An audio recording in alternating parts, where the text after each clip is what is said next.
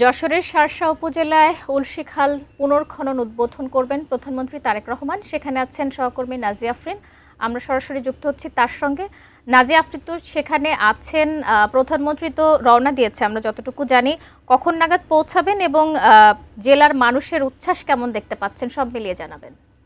শাকিলা, যশোরের শার্শা উপজেলার এই উলুশি এবং যদুনাথপুর যে এলাকাটা রয়েছে সেইখানে এই খালটি এটা 1976 সালের 1 নভেম্বর উদ্বোধন করেছিলেন শহীদ রাষ্ট্রপতি জিয়াউর রহমান। এবং সেই সময় এখানকার যে পরিস্থিতি ছিল যে যশোরের এই এলাকাটাতে সেচ ব্যবস্থার অস্বাভাবিক সমস্যার কারণে কৃষকরা ক্ষতিগ্রস্ত হতেন এবং কৃষি উৎপাদন ব্যবস্থা একেবারেই ভেঙে পড়েছিল।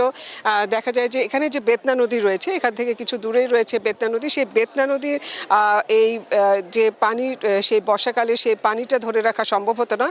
তার ফলে সেচ ব্যবস্থার এক চরম সংকটে এই এলাকার মানুষ এখানে দুর্ভোগে পড়েছে। সেই সংকট মোকাবেলা করতেই 1976 সালে শহীদ রাষ্ট্রপতি জিয়াউর রহমান প্রথমবারের মতো এই এলাকায় খাল খনন কর্মসূচি করে এবং এই খাল খননের মাধ্যমে কিন্তু খুবই জনপ্রিয় হয়ে ওঠেন তিনি এলাকায়। এবং লোকজন এই খালটির নাম দিয়েছিলেন তখন তারা যে জিয়া খাল। এবং এই খালের মাধ্যমে কৃষি উৎপাদন, মৎস্য চাষ সবকিছু মিলিয়ে এখানকার জীবনযাত্রায় একটা দারুণ প্রভাব পড়েছিল। সেই খালটি সেই 50 বছর আগের কথা। এবং তারপরে পরবর্তীতে রক্ষণাবেক্ষণের অভাবে এই প্রায় 4.5 কিলোমিটার এলাকা জুড়ে যে খালটি ছিল সেই খালটি একসময় মজে গেছেন। এবং নিশ্চয়ই শাকিলা, আপনি দেখতে পাচ্ছেন যে এই জায়গাটায় এখন আমরা যেখানে দাঁড়িয়ে রয়েছি সেখানে এই খালটি ছিল এবং এই উচ্চতা দেখলে বোঝা যায় যে কতখানি গভীর করে এই খাল ছিল। না কারণে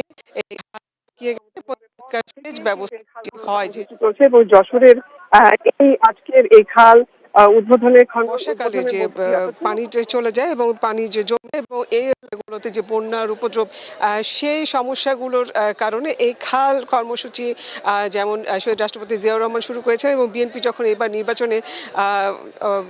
নির্বাচনী ইশতেহার দিয়েছিল তখনই তারা বলেছিলেন যে দেশ জুড়ে তারা খাল খনন কর্মসূচি চালু করবে। তারই ধারাবাহিকতা কিন্তু চলছে এবং ক্ষমতা গ্রহণের পর থেকেই কিন্তু এই খাল খনন কর্মসূচি চলছে। এবং যশোরের এই আজকের এই খাল উদ্বোধনের মধ্যে দিয়ে, অর্থাৎ পুনঃখননের উদ্বোধনের মধ্যে দিয়ে তিনি এই কার্যক্রমটিকে আরও বেগবান করবেন। এবং আমরা এখানে দেখতে পাচ্ছি যে অনেকেই 1976 সালে যেমনটি আমরা শুনেছিলাম যে এই কর্মসূচি স্বেচ্ছাশ্রমের মাধ্যমে হয়েছিল এবং জনগণ স্বতঃস্ফূর্তভাবে এখানে অংশগ্রহণ করেছিলেন।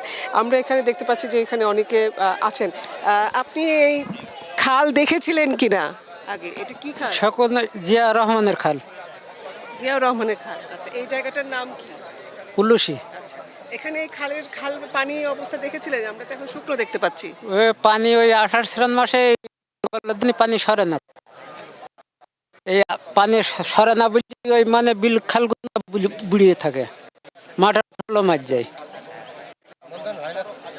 আমন ধান পাট সব মার যাবে। আবার যে পৌষ মাসে যে ইরি ধান লাগাই, পানি সরে না বললে ওই ইরি ধানটাও লাগাইতে পারিনি। এই খালটা হলে পরে কি সুবিধা হবে আপনাদের? মানে মাঠে ফসলের দিক থেকে উন্নয়ন হবে, আমাদের দিক থেকেও মানে সুবিধা হবে।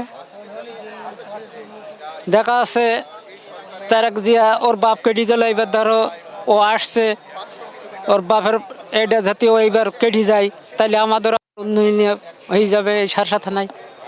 আপনি কি এই যে সেই 76 সালে যে করা হয়েছিল জিয়া খাল, আপনি কি এটা দেখেছিলেন?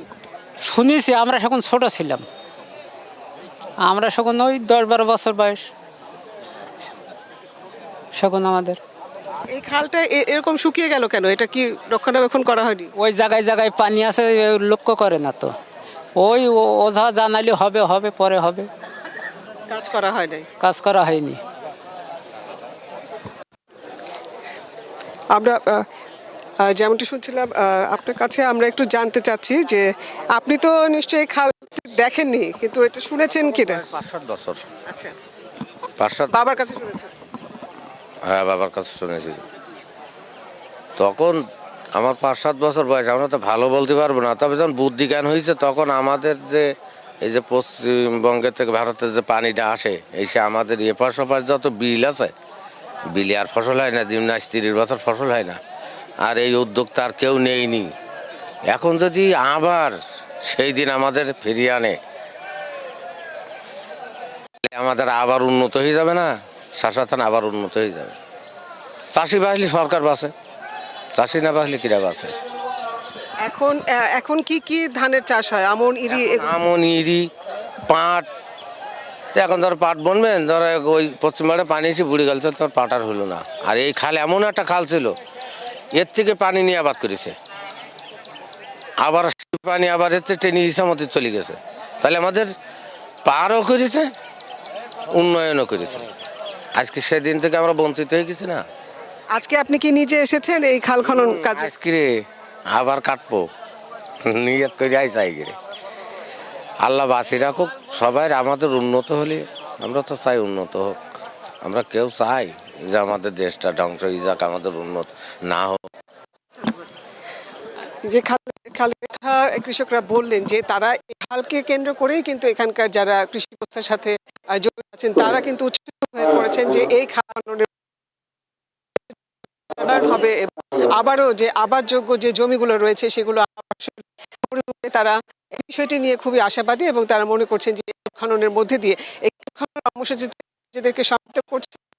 তারা আশা করছেন বর্তমান উদ্যোগ সফল হয় এবং যশোরের যে এই কৃষি সম্পদ সেই ব্যবস্থাকে আরো উন্নয়ন ঘটবে এমনটি তারা আশা করছেন। তো শাকিলা, আমার কাছে ছিল সর্বশেষ খবর যে প্রধানমন্ত্রী তারেক রহমান যখন এখানে এসে উপস্থিত হবেন এবং এই খাল পুনর্খনন কর্মসূচি উদ্বোধন করবেন, আমরা সরাসরি সেখানে যাব।